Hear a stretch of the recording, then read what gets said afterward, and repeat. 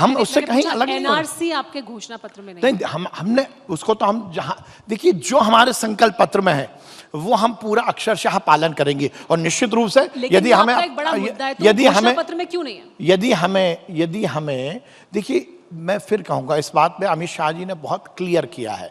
उन्होंने स्पष्ट कहा है कि हमने जो कहा है वो हम करेंगे, इसमें कहीं कोई डाउट नहीं। हमारा संकल्प पत्र है ना, और संकल्प पत्र हमें लागू करना है तो निश्चित रूप से हमें मेजॉरिटी में आना पड़ेगा, हमें सदन में अपने बहुमत सिद्ध करना पड़ेगा, तभी तो हम अपने कार्यक्रमों को निष्पादित कर पाएंगे, हमारे संकल्प पत्र को निष्पादित कर पाएंगे। अब इधर से जाएंगे उधर से, क्योंकि मुद्दा नहीं है। आप बोलिए ना कि मोदी की सरकार ने विकास किया है, आपको बोलना पड़ेगा। आप बोलिए ना भ्रष्टाचार खत्म किया है, पहली बार इस देश में। अब आप ईडी, अरे भाई ईडी ने काम किया है ना, ईडी ने भ्रष्टाचारी को बंद किया है। जब नेशनल हेराल्ड मामला हमने नहीं उठाया, नेशनल हेराल्ड में यदि राहुल गांधी और सोनिया गांधी जी पर आक्षेप लगे हैं तो ये मोदी जी की सरकार का मामला नहीं है। यदि चारा में सजा हुई है लालू जी को, जो जिनके साथ ये गलभैया कर रहे हैं, ये हमने नहीं किया। केजरीवाल जी का मामला ये हैज प्रूव्ड है। अच्छा, ये इतनी इनने ताकत से बोला, ये बोल दें इस मंच से कि केजरीवाल जी बहुत ईमानदार है, बोलेंगे, बोल दें भ्रष्टाचार नहीं किया। इनके दिल्ली के नेता तो उठा कर बोल रहे हैं कि भ्रष्टाचारी, ये बोले इस बड़े बड़े साफ गोही की बात कर रहे हैं। तो मैं फिर निवेदन करूंगा कांग्रेस के नेताओं को आत्मावलोकन करना चाहिए, गाली देने से काम नहीं चलेगा। आपकी जमीन खत्म हुई है, जनता में आपकी स्थिति खराब है, आप उसका आत्मावलोकन करिए, फिर ठीक होगी स्थिति। ठीक है विश्वास जी, इस पर जवाब लेते हैं, लेकिन आप मेरे एक संक्षेप में सवाल का जवाब देते जाइए। वो ये कि अजीत पवार पर तो आरोप आपने लगाए थे, अब आप उनसे पूछ रहे हैं केजरीवाल का आरोप, अजीत पवार पर आरोप लगाए और उसके बाद उन्हें शामिल कर लिया। अब उनको धीमी गति से समन जाते हैं, उनको तेज गति से समन नहीं जाते, जैसे समन केजरीवाल के पास जाते हैं। मैंने इसका जवाब दे दिया। नहीं, आप भूल गए, मैंने पहले ही जवाब दे दिया। तो फिर ये मैंने पहले ही जवाब दे दिया। यदि मैंने पहले ही जवाब दे दिया, जो जांच एजेंसी है वो अपना काम करेंगी, जो जांच एजेंसी है वो स्वतंत्र रूप से काम कर रही हैं, और वो कांग्रेस की सरकार के समय भी करती थी, हमारी सरकार के समय भी कर रही हैं। वो हम यदि संवैधानिक व्यवस्था, संवैधानिक संस्था पर इस तरह का प्रश्न चिन्ह लगाएंगे तो वो हतोत्साहित होंगी। ये कह देने से काम नहीं चलेगा। देखिए, हमें जमीन की बात करनी पड़ेगी। ठीक है, लेकिन हेमंत जी, एक बड़ा सवाल ये कि कांग्रेस पार्टी खुद ये कहती रही है कि सबसे बड़ा मुद्दा महंगाई है, बेरोजगारी है, रोजगार सृजन नहीं हुआ है, युवाओं को ये सबसे बड़ी समस्या है। लेकिन जब आप चुनाव लड़ रहे हैं तो आप कह रहे हैं संविधान खतरे में है।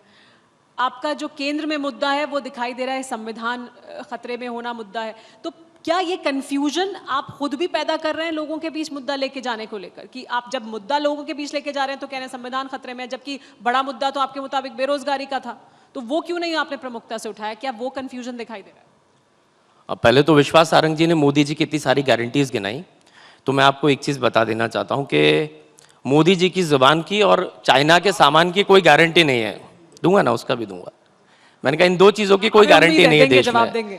अब मैं उस पर भी दूंगा, मैं बिल्कुल दूंगा, मैं किसी भी आपके प्रश्न से नहीं बचूंगा। अब आपने महंगाई, बेरोजगारी की बात करी, कन्फ्यूजन की बात करी, उस पर ही बता देता हूँ।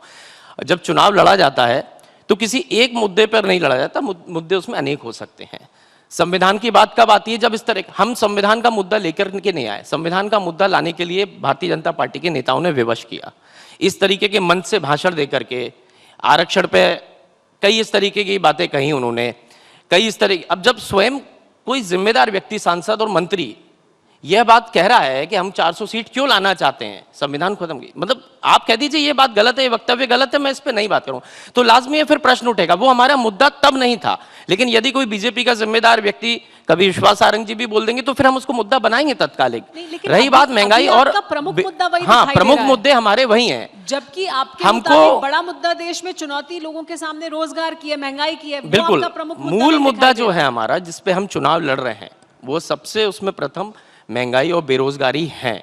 और ये चीज़ हम जनता को जागरूक भी करने की कोशिश करें, क्योंकि विश्वास सारंग जी बहुत ही जिम्मेदार व्यक्ति हैं, नागरिक भी हैं और पद पर भी जिम्मेदारी के पद पर है।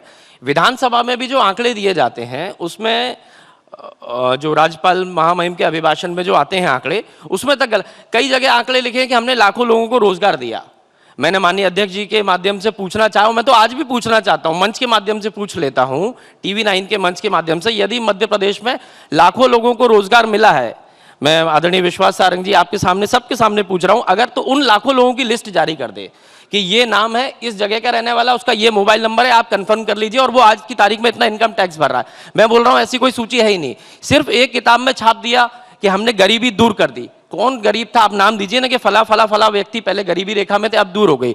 इन लोगों को रोजगार मिल गया, कैसे? और रही बात महंगाई की, तो महंगाई पर मैं आपको इतना ही कहना चाहूंगा, जब शिवराज सिंह चौहान साहब मुख्यमंत्री थे तो उन्होंने थोड़ा सा जब दाम बढ़ गया था पेट्रोल डीजल का, तो उन्हें नौटंकी करी थी, साइकिल पे दिल्ली पहुंच गए थे संसद पे, और इस प्रकार नौटंकी करी, इस प्रकार तांडव किया जैसे पता नहीं क्या देश में हाहाकार मच गया हो।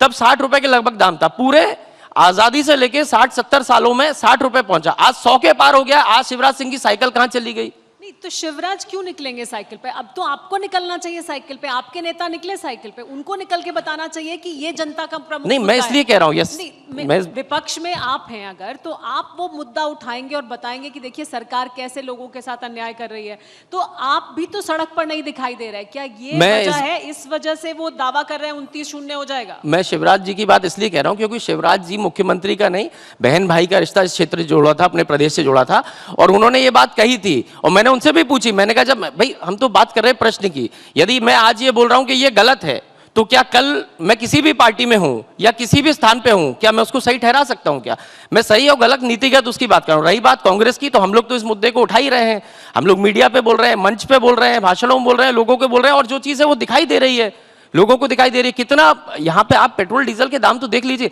आप जो आटा हम लोग रोज खाते हैं खाने में, मैं समझता हूं हर एक भारतीय नागरिक खाता है, उस आटे का दाम दुगने से भी ज्यादा हो गया है, दुगने से भी ज्यादा।